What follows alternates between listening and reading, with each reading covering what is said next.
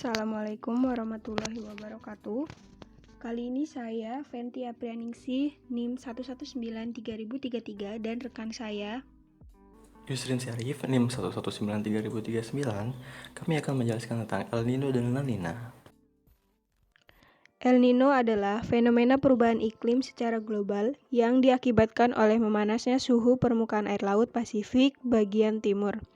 El Nino terjadi pada 2-7 tahun dan bertahan hingga 12-15 bulan. Ciri-ciri terjadi El Nino adalah meningkatnya suhu muka air laut di kawasan Pasifik secara berkala dan meningkatnya perbedaan tekanan udara antara Darwin dan Tahiti.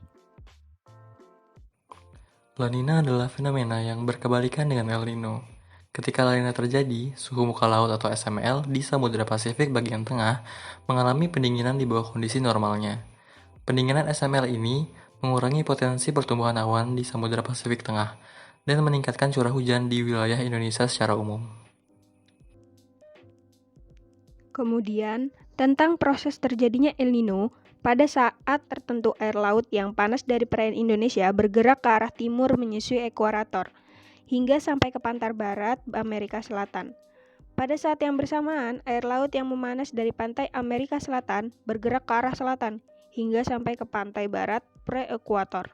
Akhirnya akan terjadilah pertemuan antara air laut yang panas dari Indonesia dengan air laut yang panas dari Amerika Tengah di pantai barat Peru Ekuador, dan berkumpullah massa air laut panas dalam jumlah yang besar dan menepati daerah yang luas. Akibatnya angin yang menuju Indonesia hanya membawa sedikit uap air sehingga terjadilah musim kemarau yang panjang. Kemudian, proses terjadi La Nina dimulai dengan perjalanan air laut yang panas ke arah barat tersebut, akhirnya akan sampai ke wilayah Indonesia. Akibatnya, wilayah Indonesia akan berubah menjadi daerah bertekanan rendah atau minimum, dan semua angin di sekitar Pasifik Selatan dan Samudra Hindia akan bergerak menuju Indonesia. Angin tersebut banyak membawa uap air, sehingga di Indonesia akan sering terjadi hujan lebat. Itulah sebabnya penduduk Indonesia diminta untuk waspada, karena hujan yang lebat dapat menyebabkan banjir. Dampak fenomena El Nino dan Lina terhadap cuaca dunia, terhadap cuaca hujan dan suhu yang menyebabkan banjir, kebakaran, kekeringan, dan angin topan.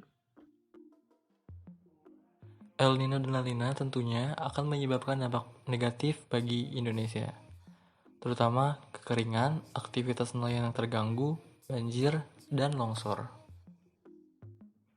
Indonesia juga telah mengalami peristiwa El Nino dan La Nina.